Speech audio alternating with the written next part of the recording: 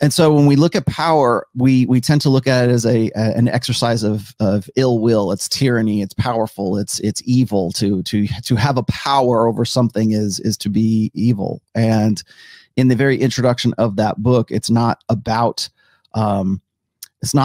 control. It's about controlling your life. And that's what I said in my chapter of my book, is that real, true, actionable power is not about how much you can exercise over other people or using it like a tyrant. It's real, true power comes from the ability to make decisions for yourself. How powerful are you depends on the choices that you can make as a person. There's nothing more powerful than the guy who has nothing left to lose. Right. I mean, that's what that used to be sort of like the definition of courage, right? Or bravery. It's like, I got nothing to lose, so why not just go for it? Right. I'll take down, I know I'm going to die. So how many of these sons of bitches can I take with me? That's a power. And it's not about like true, real actionable power is about the degree of control you have over yourself, not necessarily that you have over other people. Now, is that an extension of power? Yeah, because if what you want to do for your life includes the cooperation of other people, then yeah, you probably have a power over that other person. But what are you ultimately doing with that power? You're exercising your will. So how can you exercise your will? So the appearance of power is not necessarily actionable, actual power. So when I read Tanner Guzy's stuff, or for that matter, if I read or I listen to Vox Day when he talks about sociosexual hierarchies, which one's more powerful? The alpha male, the beta male, the delta male, the gamma male, the omega, the sigma? Who's got the most power? Well, it's really the guy who is exercising his will in the way that he wants to. And just like where'd you go? There. Just like John was saying, is putting, what did you say? You said something about like Troy and Rich when they were saying, well, these are guys who can do things for themselves, and their success or their failure is really on them. It's not on other people. And that was something I had to learn like later on in life, like I think in my early 40s or so, when I finally got out of the mentality of, okay, I'm going to work for this company and then my dreams will come true because then I'll rise to this position and I'll have authority in this company. But the thing is, you never have total authority when you're working for somebody else, because your job and your livelihood and your well-being and your family's well-being is all dependent on the decisions of somebody who probably does not have your best interests in mind. They have their own best interests in mind, and they will throw you under the bus as soon as look at you or smile at you, because you are a means to an end to them.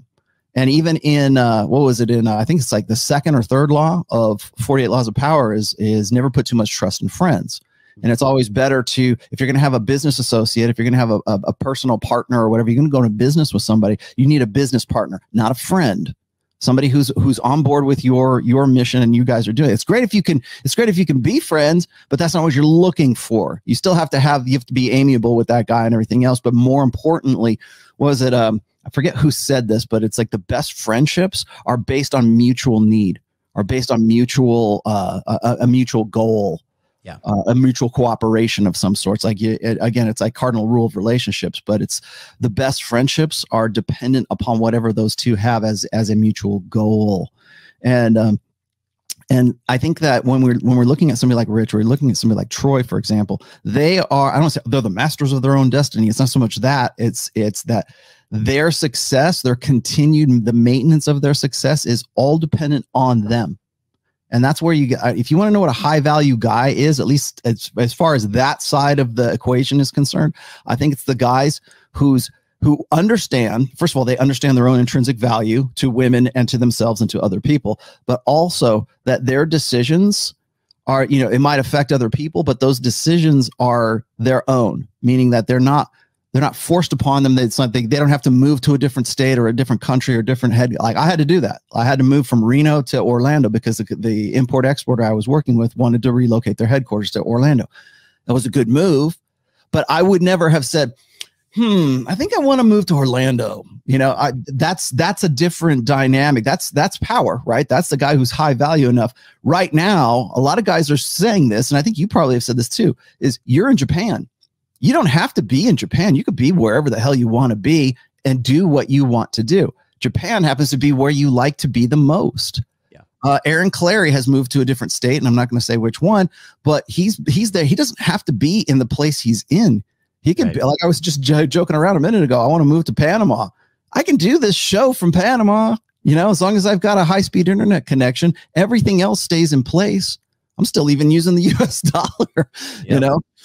So it kind of boils down to, are you sort of the captain of your own ship, or are you just sort of playing catch up? Because I think at least 80%, maybe even 90% of guys today are not powerful in the sense that they are affecting, they have less control over what it is that they want to do, like where they want to go and what they want to do in life.